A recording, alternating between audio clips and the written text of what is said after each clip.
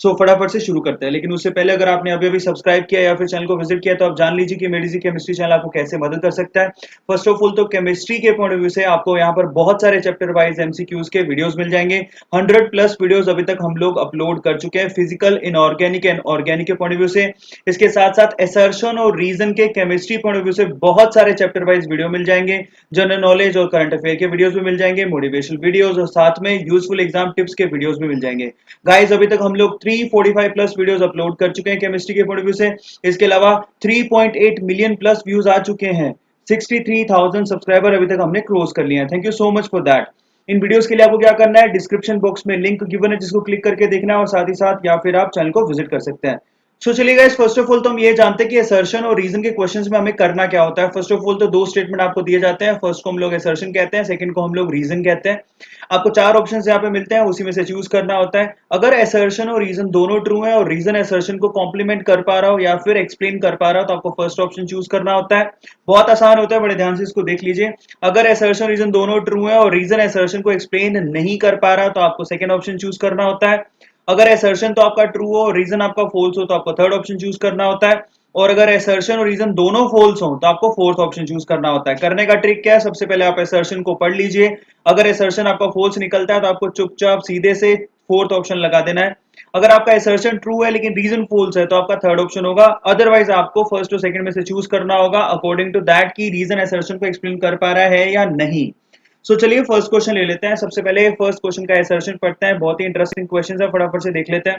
कहता है दी molality, molality का मतलब क्या हो गया, स्मॉल एम की बात कर रहा है, मोलालिटी नहीं है ये। So the molality of the solution does not change with change in the temperature, ये बिल्कुल सच है, इट इज ट्रू। ये टेम्परेचर इंडिपेंडेंट क्वांटिटी है। हम सब जानते हैं कि मोलालिटी को हम लोग कैसे लिखते हैं, that is moles of solute पर केजी वेट ऑफ सॉल्वेंट, ये हम सब जानते हैं। देखिए ना तो मोल्स टेम्परेचर पे डिपेंड करता है ना ही वेट टेम्परेचर पे डिपेंड करता है, ठीक है। यही उसका रीजन है कि टेम्परेचर इंडिपेंडेंट है। तो रीजन में यहाँ पर लिखा हुआ है क्या, the molality is expressed in units of moles per KG weight of solvent, यहाँ मेंशन भी है, और दोनों क्वांटिटी जो है टेम्परेचर से इंडिपेंडेंट होती है, तो ये भी ट्रू है। तो एक्चुअल में ये रीजन है, असर्शन को एक्सप्लेन भी कर पा रहा है, यही उसका रीजन है। तो फाइनली यहाँ पर आंसर क्या होगा, फर्स्ट आंसर निकलेगा। चलिए सेकंड क्वेश्चन की तरफ मूव करते हैं। सबसे पहले असर्शन को पढ़ते हैं। Delta H of mixture and delta we of mixture for an ideal solution is zero, ये बिल्कुल सच है, it is true. Actually ideal solution में ना तो एंथैल्पी में चेंज आता है, जब आप यहाँ पर दो ए और बी टाइप के दो यहाँ पर ए और बी टाइप के क्या ले लो, लिक्विड्स ले लो, अगर उनको आप मिक्स करके सॉल्यूशन बनाते हैं तो ना तो डेल्टा एच में चेंज आता है ना ही डेल्टा वी में चेंज आता है। मतलब ये निकलता है कि अगर आपने दो बकेट ली है और उसमें इसमें 1 लीटर है और इसमें भी 1 लीटर है, और अगर आप दोनों को पोर करते हो नई में तो यहाँ पर जो नए के अंदर आपने डाला है वो 2 लीटर ही सॉल्यूशन निकल के आएगा। इसका मतलब वॉल्यूम में चेंज नहीं आएगा और ना ही उसकी एंथैल्पी में चेंज आता है, ठीक है। ऐसा क्यों होता है, उसका रीजन भी नीचे मेंशन्ड है। एक्चुअली ऐसा इसलिए होता है कि यहाँ पर जो ए बी इंटरेक्शन है, जरा ध्यान से चेक करिए, जो ए बी इंटरेक्शन है, ठीक है, in ideal solution are same between A interaction and B B interaction. मतलब ये है कि एक बकेट में आपने ए टाइप का सॉल्यूशन ले रखा है, जो ए में जो इंटरेक्शन है और जो बी बी में इंटरेक्शन है, अगर आप इन दोनों को मिक्स कर देते हैं तो ए बी में भी वैसा ही इंटरेक्शन होगा। ये बिल्कुल सच है और यही उसका रीजन भी है, जरा चेक करो। इसी वजह से यहाँ पर क्या है, आइडेंटिकल सॉल्यूशन तैयार होते हैं और डेल्टा एच और डेल्टा बी में चेंज आता ही नहीं है आइडियल सॉल्यूशन के लिए। बहुत इंटरेस्टिंग है, ध्यान से देख पा रहे हो तो आप इसका आंसर दोगे कितना, फर्स्ट आंसर होगा इसका। थर्ड क्वेश्चन की तरफ मूव करते हैं। थर्ड क्वेश्चन देखिए, असर्शन को पढ़ते हैं। सबसे पहले असर्शन क्या कहता है, असर्शन ये कहता है among the equimolecular solutions of urea, look at it, urea KCl and K2SO4, the solution of urea shows lowest osmotic pressure, बिल्कुल सही बात है, it is true। अब ऐसे कैसे हो गया, हम सब जानते हैं कि जो कॉलिगेटिव प्रॉपर्टीज होती है वो डायरेक्टली प्रोपोर्शनल होती है दी क्वांटिटी ऑफ सोल्यूट, सोल्यूट की क्वांटिटी पे डिपेंड करती है। अब यूरिया जो है वो टूटेगा नहीं, डिसोशिएट नहीं होता है, जबकि KCl जो है वो टूट जाएगा किसमें, K प्लस और Cl माइनस में, ठीक है। और K2SO4 किस में टूटेगा, यहाँ पर ये कितने देगा, 2 K प्लस देगा और एक SO4 माइनस 2 भी देगा। तो यहाँ पर तो तीन तीन टुकड़े हो रहे हैं। तो कॉलिगेटिव प्रॉपर्टी सबसे ज्यादा कौन शो करेगा, K2SO4, फिर उससे कम कौन, KCl। यूरिया टूटता नहीं है तो सबसे कम कॉलिगेटिव प्रॉपर्टी कौन शो करेगा, यूरिया। तो यहाँ पर एक्चुअली ये जो असर्शन लिखा है वो ट्रू है, ठीक है। ये तो आपने कॉलिगेटिव प्रॉपर्टी में पढ़ा होगा। और देखिए रीजन में यही लिखा है, urea is non electrolyte while KCl and K2SO4 is electrolyte. ये रीजन भी उसको एक्सप्लेन कर पा रहा है, क्योंकि वो नॉन इलेक्ट्रोलाइट है तो वो टूटेगा नहीं। तो इसका मतलब यहाँ पर थर्ड में भी आंसर क्या दोगे, फर्स्ट आंसर होगा। सो चलिए गाइस फोर्थ क्वेश्चन की तरफ मूव करते हैं। फोर्थ क्वेश्चन क्या कहता है, असर्शन पढ़ते हैं सबसे पहले। Observed molecular mass of NaCl as determined by colligative method is less than 58.5। देखिए ये बिल्कुल स्टेटमेंट ट्रू है, इट इज ट्रू। ऐसा क्यों होता है, क्योंकि NaCl क्या होता है, डिसोशिएट हो जाता है Na प्लस और Cl माइनस में, ये आपको पता होना चाहिए। और कोलिगेटिव प्रॉपर्टीज में जो मास, मोलिकुलर मास आप कैलकुलेट करते हो, हर कोलिगेटिव प्रॉपर्टीज आप मोलिकुलर मास कैलकुलेट कर सकते हो एज यू नो। जैसे कि एग्जांपल देता हूं, डेल्टा टी बी आप क्या लिखते हो, दैट इज के बी, आई लगाते हो साथ में के बी इंटू एम। यहाँ पर जो स्मॉल एम है मोलालिटी होता है, उसमें मोलिकुलर मास ऑफ सोल्यूट भी लिखा होता है, वो आप कैलकुलेट करते हो, हर एक में फॉर्मूला दिया होता है। मतलब कोलिगेटिव प्रॉपर्टी से मोलिकुलर मास कैलकुलेट किया जा सकता है, और जो आप कैलकुलेट करोगे एक्चुअली वो 58.5 से NaCl के लिए कम आएगा। ऐसा क्यों, क्योंकि वो टूट जाता है, डिसोशिएट हो जाता है। अब टूट गया तो ऑब्वियसली जो मास है, इतना था पहले टुकड़ा, वो टूट गया अंदर जाके, तो मास तो कम ही आएगा। तो एक्चुअल में इट इज ट्रू, ये बिल्कुल सही स्टेटमेंट है। अब रीजन पढ़ते हैं, अब रीजन भी वही लिखा है। NaCl gets ionized in water as it is a strong electrolyte। yes, ये रीजन दिया हुआ है, वो अंदर जाके टूट जाता है क्योंकि वो स्ट्रॉन्ग इलेक्ट्रोलाइट होता है। सो रीजन असर्शन को एक्सप्लेन भी कर पा रहा है, इसका मतलब यहाँ पे आंसर क्या बनेगा, फर्स्ट। नेक्स्ट क्वेश्चन की तरफ मूव करते हैं, असर्शन पढ़ते हैं सबसे पहले। When tops factor for benzoic acid is less then 1, क्या ये सच है? यस इट इज ट्रू, ये लेस देन 1 होता है। क्यों? क्योंकि बेंजोइक एसिड जरा चेक करो, C6H5COOH, ये क्या करेगा, हालांकि ये वीक है एसिड, लेकिन फिर भी ये किस में टूटेगा, C6H5COO माइनस और H प्लस में टूट जाएगा, क्योंकि डिसोसिएशन हो रहा है। तो यहाँ पर जो बेंटो फैक्टर आएगा वो लेस देन 1 आएगा, वी ऑल नो। ठीक है, असर्शन तो आपका ट्रू हो गया फाइनली गाइस, तो इट इज ट्रू। बट क्या रीजन ट्रू है? रीजन को पढ़िए फर्स्ट ऑफ ऑल। तो benzoic acid behaves as a weak electrolyte in benzene, अब ये गलत है। बेंजीन लिखते ही ये क्या हो गया, एक्चुअली आपको पता होना चाहिए, बेंजीन में जो आपके पास बेंजोइक एसिड होता है वो डाइमराइज हो जाता है गाइस, डाइमराइज हो जाता है। इस तरह से जो दो बेंजोइक एसिड होते हैं वो मिलके एक हो जाते हैं। सो एक्चुअली डिसोसिएशन की बजाय बेंजीन के अंदर एसोसिएशन होता है, एसोसिएशन, ये आपको पता होना चाहिए। बेंजीन में अगर पानी में डालते तो टूटता, लेकिन बेंजीन में एसोसिएशन होता है, ये बहुत ही यूनिक एग्जांपल है।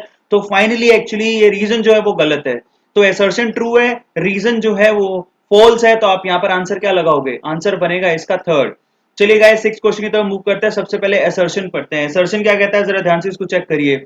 Molecular mass of polymer is usually determined by osmotic pressure, ये बिल्कुल ट्रू है। ये ऑस्मोटिक प्रेशर का एप्लीकेशन पार्ट में दिया भी हुआ, एनसीईआरटी को उठाइए, आपको मालूम पड़ेगा। पॉलीमर्स के अगर आपको क्या करने हैं, मोलिकुलर मासेस को कैलकुलेट करना है, तो आप ऑस्मोटिक प्रेशर की कोलिगेटिव प्रॉपर्टी का फॉर्मूला यूज करते हो। ठीक है, वो क्या होता है, pi is equal to CRT, we all know. और यहाँ से C कॉन्सेंट्रेशन और यहाँ से मोलिकुलर मास कैलकुलेट किया जा सकता है। ठीक है, तो ये तो ट्रू हो गया, और ये उसकी कोलिगेटिव प्रॉपर्टी में लिखा भी हुआ है ऑस्मोटिक प्रेशर की प्रॉपर्टीज के अंदर। रीजन पढ़िए, this method measures more accurately the molecular mass of polymer than by anyone. Yes, यही रीजन है इसका, क्योंकि ये सबसे ज्यादा एक्सपेरिमेंटली पाया गया कि ऑस्मोटिक प्रेशर वाला जो है पॉलीमर के केस में सबसे सही तरीके से एक्यूरेट मोलिकुलर मास कैलकुलेट करके देता है, इसी वजह से ऐसा होता है। तो एक्चुअली सिक्स क्वेश्चन में भी आंसर क्या लगाओगे, फर्स्ट आपको ध्यान रखना है। चलिए सेवंथ क्वेश्चन की तरफ मूव करते हैं, सबसे पहले असर्शन को पढ़ते हैं। असर्शन क्या कहता है, दिस सॉल्यूशन विच कंटेन्स, बड़े ध्यान से इसको पढ़ेगा, the solution which contains 1 gram equivalent of solute पर लीटर वॉल्यूम ऑफ सॉल्यूशन को नॉर्मल सॉल्यूशन। ये बिल्कुल ट्रू है। नॉर्मेलिटी, नॉर्मल सॉल्यूशन का मतलब नॉर्मेलिटी, नॉर्मेलिटी का फॉर्मूला क्या होता है, द ग्राम इक्विवेलेंट पर लीटर वॉल्यूम ऑफ सॉल्यूशन। ठीक है, वी ऑल नो। ठीक है, ये मोल्स की जगह आप क्या लिखते हो, यहाँ पर इक्विवेलेंट लिखते हो, तो ये नॉर्मेलिटी का फॉर्मूला होता है, वी ऑल नो। असर्शन तो आपका ट्रू है, बट व्हाट अबाउट रीजन, क्या रीजन ट्रू है? तो जरा ध्यान से इसको देखिए, रीजन को पढ़ते हैं फर्स्ट ऑफ ऑल। तो देखिए, a normal solution means a solution which in which the solute does not associate और डिसोसिएट, ये गलत है, ये गलत हो गया। एक्चुअली आप NaCl के केस में भी नॉर्मल सॉल्यूशन बना सकते हो, ऐसा कोई नहीं है कि आपको पता है कि NaCl तो क्या हो जाता है, डिसोसिएशन में चला जाता है, उस केस में भी आप नॉर्मल सॉल्यूशन बना सकते हो। तो एक्चुअली ऐसा, ये जो आपके पास रीजन में लिखा है वो हो गया फॉल्स। तो आपका असर्शन ट्रू है, रीजन फॉल्स है, तो आंसर क्या दोगे, थर्ड आंसर होगा। सो चलिए गाइस एट क्वेश्चन की तरफ मूव करते हैं, सबसे पहले असर्शन पढ़ते हैं। असर्शन क्या कहता है, the sum of mole fractions of all the components in the solution is unity. Yes, we all know, आपने 11th क्लास में ही पढ़ लिया होगा मोल फ्रैक्शन क्या होता है। जितने भी आपके कंपोनेंट्स हैं उन सबके मोल फ्रैक्शन का टोटल हमेशा 1 के इक्वल होता है। तो इसका मतलब ये तो हो गया ट्रू। अब नीचे रीजन लिखा है, एट क्वेश्चन में रीजन देखिए, the mole fraction is temperature dependent, dependent mode of concentration, ये गलत है। टेम्परेचर इंडिपेंडेंट होती है। मोल फ्रैक्शन का मतलब क्या होता है, किसी का मोल फ्रैक्शन निकालते हो तो ऊपर मोल्स ऑफ सोल्यूट, सपोज यहाँ पर A moles of A divide by total moles, तो मोल्स तो टेम्परेचर पे डिपेंड करता ही नहीं है, मोल्स का ही तो रेशो है। एक्चुअली ये जो आपके पास रीजन दिया है वो हो गया फॉल्स। तो आप यहाँ पर भी आंसर क्या लगाओगे, यहाँ पर भी आंसर होगा थर्ड या की। सो चलिए गाइस, नाइन्थ क्वेश्चन की तरफ मूव करते हैं। सबसे पहले असर्शन पढ़ते हैं, iodine is more soluble in CCl4 than water. क्या ये सच है? Yes it is true, we all know. क्योंकि आयोडीन कैसा होता है, नॉन पोलर होता है, तो नॉन पोलर वाला नॉन पोलर में जल्दी घुलता है, आपको पता होना चाहिए। वाटर में ये सॉल्युबल इतना नहीं होता है। नीचे रीजन भी वही लिखा है, देखिए non polar solutes are more soluble in non polar solvents, तो ये ट्रू हो गया। तो रीजन असर्शन को एक्सप्लेन भी कर पा रहा है, तो यहाँ पर आप आंसर क्या लगाओगे, फर्स्ट। चलिए लास्ट क्वेश्चन की तरफ मूव करते हैं, असर्शन पढ़ते हैं सबसे पहले। If solution of sugar, urea, glucose and water are prepared by dissolving 1 mole of each of these solute in 1000 grams of water, they will show identical lowering in vapor pressure. It is true, yes it is, क्योंकि sugar, urea, glucose सारे के सारे कैसे हैं, non डिसोसिएबल solutes हैं, ये टूटते नहीं हैं। तो एक्चुअली ये सबकी जो कॉलिगेटिव प्रॉपर्टीज होंगी वो सिमिलर होंगी। रीजन पढ़िए, colligative property depends entirely on number of particles of solute present in the solution. जो मैंने आपसे कहा था नेचर पे डिपेंड नहीं करती, ये उसमें लिखा भी है। And not on the nature of solute. देखिए यहाँ पर रीजन असर्शन को एक्सप्लेन कर पा रहा है, तो यहाँ पर भी आंसर क्या बनेगा, फर्स्ट। तो ये मेरी तरफ से 10 अल्टीमेट क्वेश्चंस हो गए गाइस। आई होप आप लोगों को अच्छे लगे होंगे। अगर आपको अच्छे लगे हो तो आपको 4 छोटे छोटे से काम करने हैं। फर्स्ट ऑफ ऑल तो चैनल को सब्सक्राइब कर लेना है और बेल आइकन के बटन को जरूर दबाओ ताकि नोटिफिकेशन आपको समय से मिल सके। साथ ही साथ वीडियोस को शेयर करो, जितना ज्यादा आप शेयर करोगे उतना ही ज्यादा एंथुसियास्टिकली हम आपके लिए काम करते रहेंगे। We are working on you. साथ ही साथ अगर आपको एक भी क्वेश्चन अच्छा लगा हो तो वीडियो को लाइक जरूर करो और कमेंट सेक्शन में अपने मार्क्स जरूर लिखो कि आपने कितने मार्क्स गेन किए इस वीडियो के थ्रू।